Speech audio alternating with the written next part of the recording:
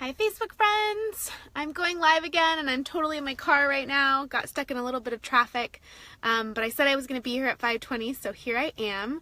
And today I really want to talk to you a little bit about our relationship to food and our relationship to spirituality, and why it's really not just about the food that you eat and the food that you put in your mouth, but really like having a look at how is this like a deep-rooted part of your soul and spirit, how your eating habits are related to so much more than just what you're putting in your mouth, or going on that diet, or choosing a different type of food to eat. So one of the things that I really wanted to share with all of you is that, when we relate to ourselves as really powerful or beautiful and worthy of amazing things, we don't obsess about our weight or our bodies or constantly criticize ourselves. And you might think, yeah, duh, if you felt that way, then that's why, you wouldn't be in the situation at all of wanting to eat healthy or wanting to go on a diet. But we blame food and ourselves a lot for our unhappiness. And when we look at it, why do we really want to eat healthy? Why do we want to go on a diet, or why do we want to be fit? And really, at the end of the day, it's really all about happiness. And, it becomes this excuse for us to, hi Christina, thanks for joining.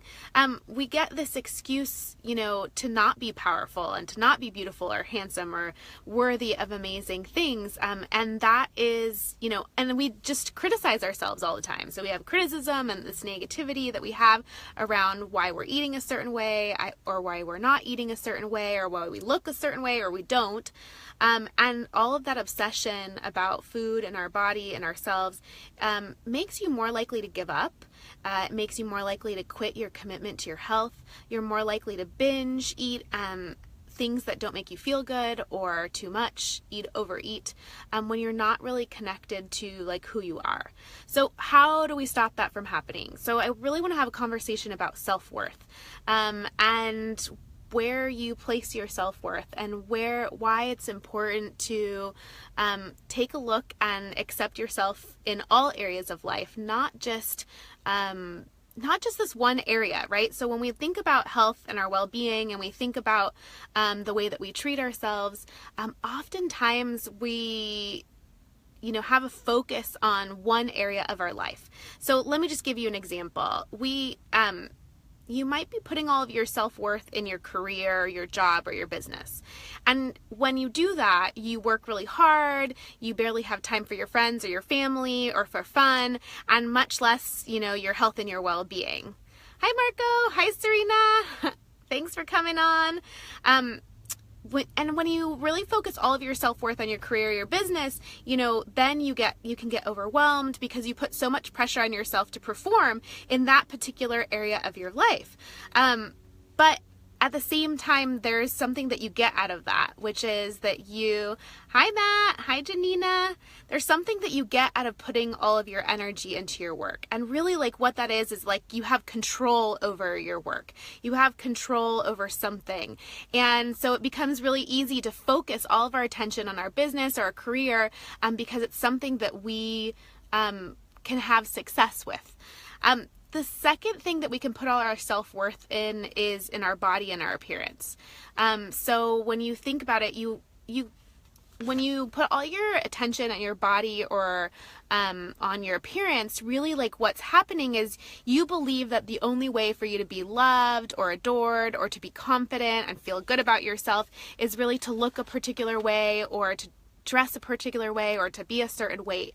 And you're constantly trying to fix yourself, or you're constantly worried about hi Anushka, thanks for coming on, worried about not being perfect all of the time.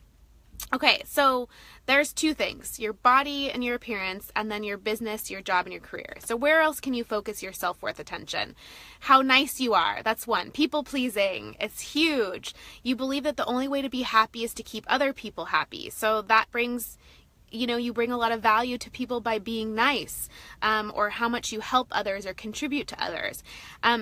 maybe though the other flip side of that is that you end up bending over backwards and not taking care of yourself, or sacrificing your own well-being for the well-being of other people and their needs. And you rarely take time for yourself. So the last place that I want to discuss where we focus our self-worth is oftentimes on our unworthiness. So we really have constant negative thoughts. You're constantly thinking about what you're doing wrong or what you don't have. And what happens is that you end up, being around people who, thanks, Marco.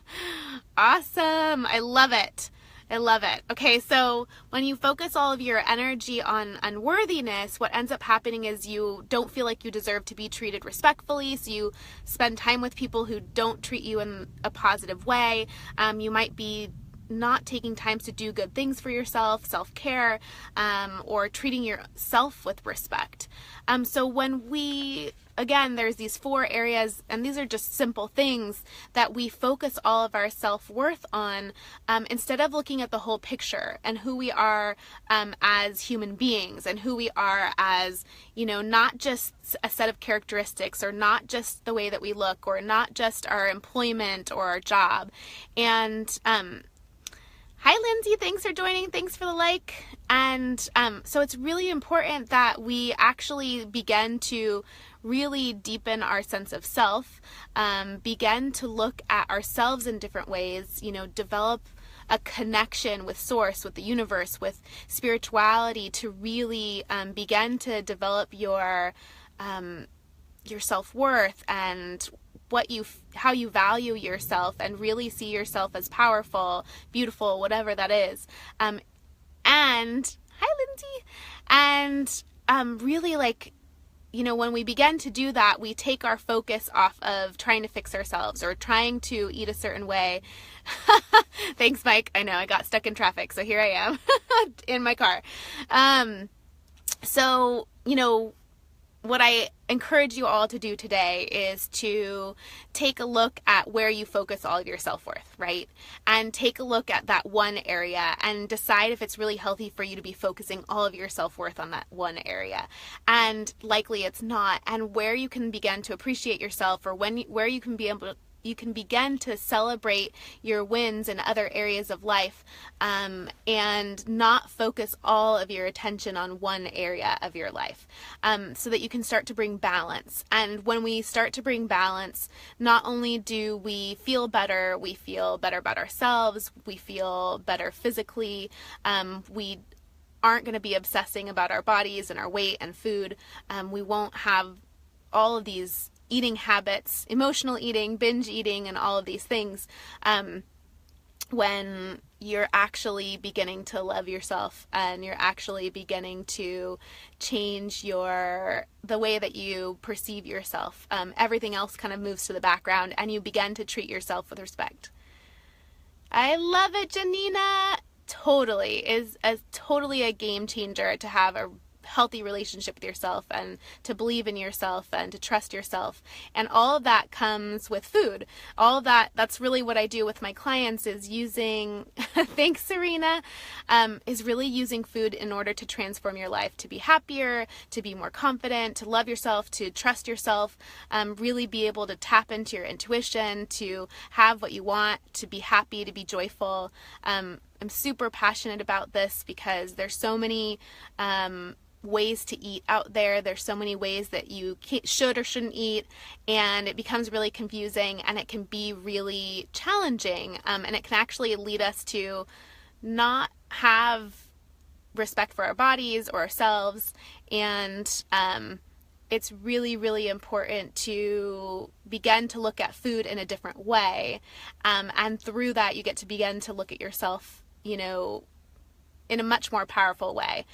So anyways, that's about it for tonight. I'm running into an event now, but thanks for coming on. And I know that, a few videos I like to pop on, but if there's anyone out there who sees this, who needs support with food, or their relationship with themselves or their bodies, or, struggles with binge eating or emotional eating or anything like that, send me a message. I have so many resources, and I have a new program coming up next week, and we'll be really talking about transforming our entire relationship to ourselves and to food. So it's a really mind, body, and spirit transformation, which is why I've been covering all these topics this week, to really have people see that our health and our well-being is a complete transformation of self. It's not just about fixing the food or eating a certain way. It's about looking at food in a different way. It's about looking at yourself in a different way, and altering the way that you think. So I hope you have a really great evening. Thanks for coming on. Thank you, Anushka. Bye, everyone.